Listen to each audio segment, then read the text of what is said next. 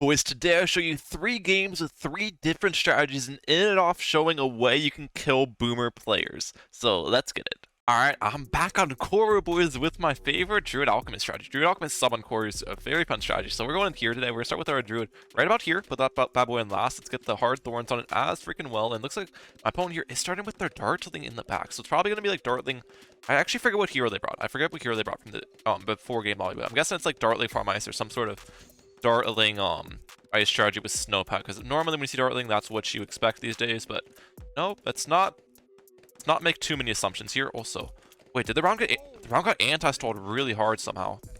I don't know how that happened. So I did not get round 1 Oben, which is actually bad for me. That's actually very bad. That can lead to some issues here, ladies and gentlemen. Not round 1 Oben can lead to some issues because I'm not going to have the extra pierce on round 3 for my Oben. So we'll see how this ends up playing out, but I might have to burn a boost. That is something that could happen. I might have to burn a boost against yellow balloons. Let's also put Oben on last here for a little bit because I need to leak more lives to get this attack speed rolling up for my Druid. Because we need to get the max Druid buff on this as well. Starting to send me some yellows. We can put this back on first now. Alright. We're actually doing decently against yellows. It's a good thing it's Kory, not some harder Druid map, because Druid's pretty strong at defending stuff on this map. So we're actually doing pretty solid here, even though we don't have the extra pierce from the Oben. So that's solid. We'll take it. We'll take it. Now we have the extra pierce from the Oben. That's definitely going to help out. They got Dartling and Wizard. So are they going like the Mr. Pressing strategy? That could be it. They might be going the Mr. Pressing strategy. The name is Ban Cheaters, please. So I don't really know. I don't recognize their name at all. So I don't know who this guy is in specific. But they might be rolling the Mr. Pressing strategy, which is Dartling, Wizard, and Spike Factory, which could be cool. Get my Druid of Wrath up, by the way. I think I have a max Druid buff on this guy now. I could be wrong. I might have not leaked enough. Let's put this on last for 1 second. See if we can get a little bit more leaks, just to make sure I get that max Druid buff if I don't have it already. Alright, now we'll target this down here. Put it back on first. We're vibing, we're vibing. They got their Wall of Fire up, so they're vibing as well. But yeah, this guy's playing very similar to how Mr. Pressing plays. With going for those weird Dartling upgrades, like he has the increased accuracy on it and then going for a Wall of Fire. This is pretty much how Mr. Pressing normally plays, so I don't know if it's Mr. Pressing, but because it's a different name. I don't know if he changed his name, but they're playing the exact same strategy and the exact same like upgrade pathing that my man normally plays, so we'll see. See how this plays out. Some yellow balloons here. I think they'll defend yellows though. Wall of Fire is pretty strong against this stuff. I think they'll be completely fine against this, especially if they target their Dartling. It's also another thing Mr. Pressing does is he locks his Dartling in place for most of the match and then targets it later if he really needs it. So this guy's playing extremely similar to how Mr. Pressing plays. Very, very similar. So this might be him. This could honestly be him. Send some spaced purples this round. We're vibing, we're vibing. Get our alchemist down right about here. Get excited mixture dip on this. Keep throwing down those brambles. Acidic mixture dip, nice. They got up their HRP round 9. That's another Mr. Pressing play. We'll stop ecoing right there for a second. Start saving up for my defenses. Since me round 11, I should get up a Berserker Brew. We should be fine against that. Got the Berserker Brew a little bit late there, to be honest, but we're fine at the end of the day. Alright. Send space for rainbows this round. Yeah, I really think this is Mr. Pressing, dude. You might be wondering like why I'm so obsessed with this kid, but Mr. Pressing's kind of like a legend in the Bloons community because he plays so oddly and he just like doesn't change his game style at all. He goes the same strategy every game and he does a really weird upgrading route and it's just interesting, you know. He's an interesting guy. He's a very interesting guy. Also, he's sending me a rush here. I think we're fine against this. Yeah, dude, look how strong I didn't even have lightning for most of that rush. Look how strong this Alch buff Druid is. It's actually kind of insane how strong this thing is. The Alch buff Druid is absolutely cracked. Alright, we'll continue going because I don't really think he didn't rush us through this for the most part. We'll put this on strong. Mr. Pressing sometimes likes to go for all ceramics, but we'll boost it. Alright, that's not going to do anything on boost. Yep. And now we have to wait because he's probably going to re-rush. We'll get up a ballistic for a re-rush. Alright, yeah, that's a GG. That's definitely Mr. Pressing. He changed his name. He must have changed his name. Because that's exactly how he plays. I think we have found the new Mr. Pressing IGN, boys. It's ban cheaters, please. All right, guys, our next match here is against Update Flash. He's a really good player, finished top 10 in multiple seasons, so we got to focus up for this one, lads. And we're on the map Ports here, which is probably my least favorite map in Battles 2, unfortunately. But we're going to go ASOC sub here because I don't really know what strategy on Ports. And they're going Heli, which is interesting. They brought Snowpad as well, so I assume they're going some sort of Heli ice strategy. Don't really know what the strategy is going to be, but Pat and Ice is a very good combination there, so we got to watch out for that for sure. Got to watch out for some Pat Ice combinations, but I've never really seen Pat Ice used on this map, so I'm intrigued to see what Mr. Update Flash is bringing here. I am definitely interested. Let's get my Oben down right around here. Sending me some green balloons, alright. We're going to continue with the grouped reds. Put our Oben down right there, alright. Now, I'm not sure if I'm supposed to target Oben on first or last in this position. I've sometimes done both. Let me know what you do in the comment section down below if you're running ASOC sub on this map. Do you target Oben on first or last? Because I'm not entirely sure what the best option is there. Alright, they got their Snowpat down on the water too. That's pretty interesting. That's actually good because if you think about it, they're probably going to be placing that ice where you remove the crate right below where the Snowpat is. And if they remove the crate right now to place Snowpat, they're going to be losing out on a lot of eco by spending that money to remove the crate. So they can actually just place Snowpat on Snowpat on the water where it's still going to hit your ice and keep the crate there and then save that money for now. There's definitely smart placing on the water there. Okay, it's definitely Heli Ice Farm, by the way. 100% Heli Ice Farm. I've pretty much gotten it confirmed at this point because they have farm down, they have Heli, they have Snowpat. Gotta be Heli Ice Farm. It's gotta be, bro. What else is it gonna be, you know? What the heck else would it be at this point? I don't know. I think in this matchup, we do probably want to take it late. I'm not exactly sure what we can probably send them some rushes to force stuff like... Actually, I don't know. I don't know what I'd send. We'll see how this game plays out. But yeah, they can't really defend like a BAD with their strategy. On this map, at least. Put these brambles down in the back. Perfect. This should be on figure 8, I think. Alright, they got another heli down. Fair enough. We want to get sharper darts on this first one. We're vibing at the moment. We're leaking a little bit, but after we get these next brambles down, I'll feel pretty comfortable with where we're at, I think. Defensively. Maybe center path on this one as well, and switch the rotation to the other way. Yeah, that's going to help me out a little bit for defending. Send them some yells here. The nice part is we are getting these rounds stalled quite a bit as well. They aren't really running an anti-stall too hard, which is really nice for me here. So we'll take that too. We need quite a bit of money for my what's it called? For my Never Miss, but we should be able to get that up here soon.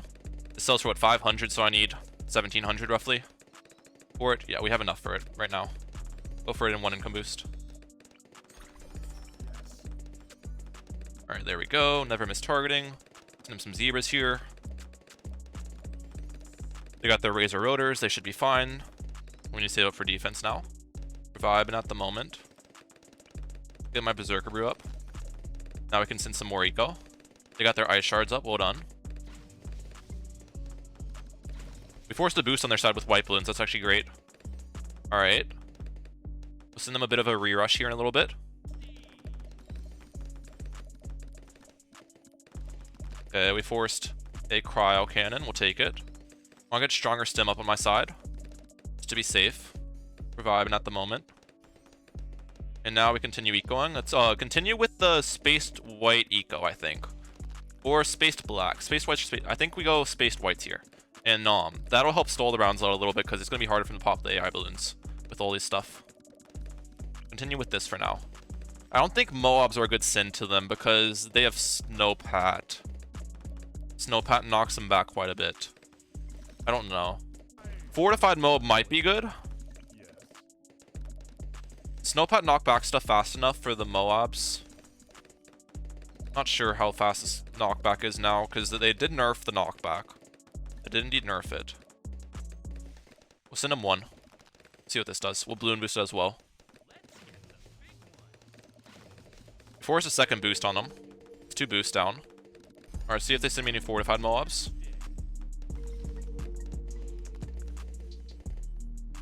Send them 1.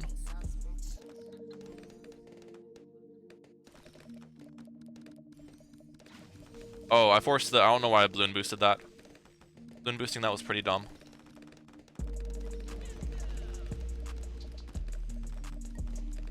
Alright, force their ice pad ability. We're actually going to re-rush them because their ice pad ability is going to run out here soon. And we'll send some more stuff. Oh, they might struggle here. They might struggle here. Yep, they're dead. GG's. That's how you do it, dude. They didn't have boost or ice pad ability there, so that the Moab popped while I sent that rush, so it's really deadly. Guys, for our last match here, we're on the map Basalt Columns, and I'm going the strategy of Dartling, Boat, and Ice. So this is a fun strategy, one of the most aggressive strategies in the game, believe it or not, because you can greed extremely hard with it, so that kind of allows you to be very aggressive with it. You can greed extremely hard with it, which allows you to be aggressive with it. And the reason you can greed hard with it is because pot and ice shards, that's the first reason. Boat farms is the second reason, so you can sell stuff and get increased sellback and all that stuff. And third reason is boat pulls, which allow you to defend like Moab class balloons really cheaply as well. So yeah, that allows for the really hard greeting, and with that greeting, you can be aggressive towards your opponent. Which my opponent today is Great Monkey 3548. Looks like they're starting with their ice and their pat, which is definitely an interesting starting combination. I don't know what. Oh, they're going boomerang. Very, very interesting. Okay, so boomerang with pat. That's not something you see too often. Well, first things first, I should probably try to run an anti-stall this game because our strategy is not really made to go late game here. I guess we could go late game, to be honest. We're facing a boomerang strategy. They're not going to have a very good late game, to be honest. So I might actually just be able to win late. I might be able to win late. That could be a fun play. We'll think about it. We'll put our thinking cap on and we'll think about how we want to play this out. We'll get my boat down though. But I also could probably kill them because the thing is, boomerang's not that good on this map. The boomerang spot's all the way in the back of the map, so it gets layered on very heavily. So I'll probably do some calculated aggression towards them, force a bunch of defense, go for a kill rush if I have an opportunity for one, but if not, we'll just slow down their eco quite a bit, you know what I'm saying? Should also stop grouped ecoing when I have boat farms. I should probably just be spaced ecoing and building up boat farms here. Probably the better plan of action with it. Kind of I've sent too much grouped eco. I'm not gonna go get my boat farm this round, am I? Yeah, that's a bit unfortunate. It's a bit unfortunate here because now this round I'll need to get up my powerful darts. Most likely. Actually, what I thought I was on mute. Actually, what I can do is get that up, and I might be able to just tank this. Or let's just burn a boost. Let's burn a boost. Let's burn a boost. Here. Yeah, we'll just burn a boost to get that merchantman up around earlier. It's a fine play. It's a fine play. You know, it's a respectable play. Now we'll get my powerful darts here. I'll put this on strong as well. Perfect. And we should be fine against all these balloons. Looks like they're fine on their side as well. Alright. There's some yellows next round though, which won't be okay. Which won't be fun. I think it's yellows. All we do is get up an ice tower here. Get up another boat as well right here. Yeah, that'll defend yellows perfectly fine. We're Gucci, we're Gucci. Crow's Nest. Get our merchantman up here in a little bit. We'll send spaced purples this next round. Now, downside is I can't really anti-stall right now.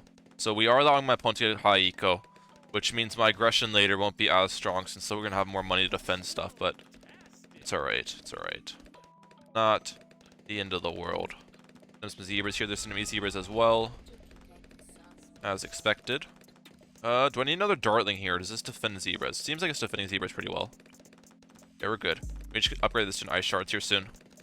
There we go. Perfect. Okay, they got their more glaives up. Well done. I'll probably send them around 13 rush, I think. Would be a good plan. We'll send them some space rainbows this round first, though. It's on strong. Yeah, it is. Okay. Alright. Let's save up for a rush now. You can layer rushes so hard in this boomerang spot, which is what we're about to show you guys here. Or what I'm about to show you guys. So the way you layer here, the way I like to. Leads, blacks, rainbows, zebras, purples. Balloon boost. And they're dead. GG's. 2 lives! They actually survive it. Wow. Okay, we're gonna send them a pretty hefty re-rush then.